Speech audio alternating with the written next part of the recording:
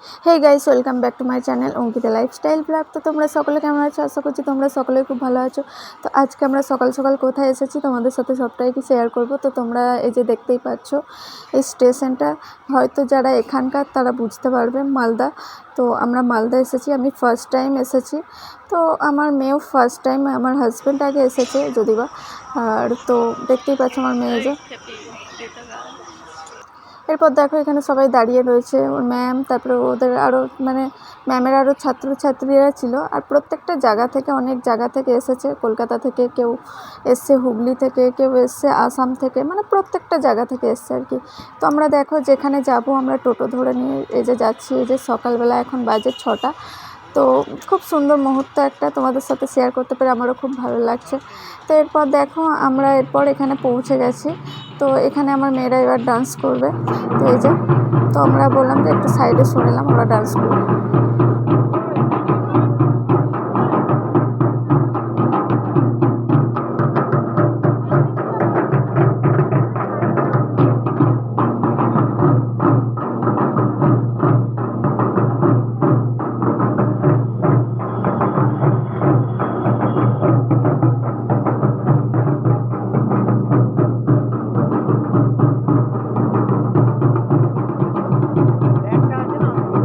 তো গাইস দেখতেই পাচ্ছ আমরা ভেতরে ঢুকে যাচ্ছি এবার আস্তে আস্তে।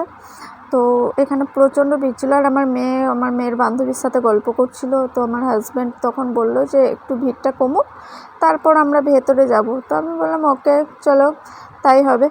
তো আস্তে আস্তে যে ভিড়টা কমছিল, তো আমরা ভিতরে ঢুকছিলাম, তবুও ভিড় ভালোই ছিল। তো আমি আমার হাজব্যান্ডকে বললাম দাঁড়াও, একটু ওয়েট করো, আমরা তো যাবোই ভেতরে। তো বললো যে আরও ফাঁকা হয়ে যাবে। তারপরে দেখলাম না, আমাদের পেছনে আরও সবাই আসছে, যারা বাইরে থেকে আসছে। তো তারা সবাই এক এক করে ঢুকছিল। তো বুঝতেই পারছো এই যে প্রত্যেকটা মডেলরা, তারপরে মডেলের গার্জেনরা সবাই ছিল এখানে। আর প্রত্যেকটা জায়গা থেকে এসেছে, আমরা একা নই, প্রত্যেকটা জায়গা থেকে এসেছে। আর এখানে এই যে অন্বেষার ম্যাম, এটা যে ওদের শেখায়, তো তার সাথে আমরা এসেছি। তো দেখতেই পাচ্ছ এখানে এই যে আমার মেয়ে দাঁড়িয়ে আছে, আর প্রত্যেকটা বাচ্চারা এসেছে যারা যারা পার্টিসিপেট করছে।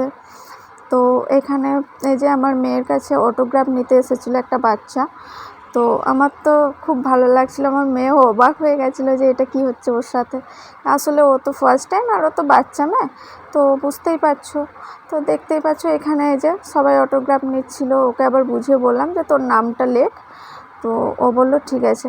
তারপর দেখো আস্তে আস্তে তারপর ওর ম্যাম বললো তোমরা যাও রেস্ট নাও, কারণ মেয়েটার ফটোশ্যুট আছে।